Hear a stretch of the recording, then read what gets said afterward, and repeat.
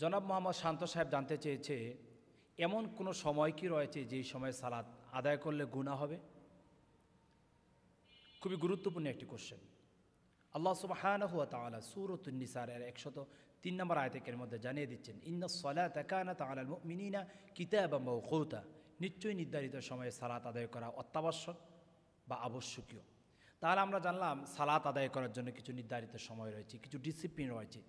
আবার সালাত পড়বেন না এমনও কিছু সময় রয়েছে যেই সময় সালাত আদায় করলে আপনারা গুনাহগার হবেন। অর্থাৎ সালাত আপনি পড়বেন সওয়াবের নিয়তে, সালাত আপনি আদায় করবেন আল্লাহকে সন্তুষ্ট করার জন্য, কিন্তু আপনি গুনাহগার হবেন। এই সময় কোন সময়? সেটা হচ্ছে 3টি সময় রয়েছে।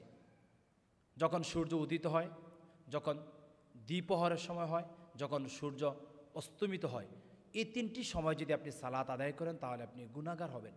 তাহলে আমরা জানলাম এমন 3টি সময় রয়েছে যেই সময়ে সালাত আদায় করা যাবে না। সূর্য যখন উদিত হয়, সূর্য যখন ঠিক মাথার উপরে ওঠে, সূর্য যখন অস্তমিত হয়, সেই সময়ে সালাত আদায় করা যাবে না। তাহলে আমরা জানলাম 3টি সময়ে সালাত আদায় করলে গুনাহ হবে।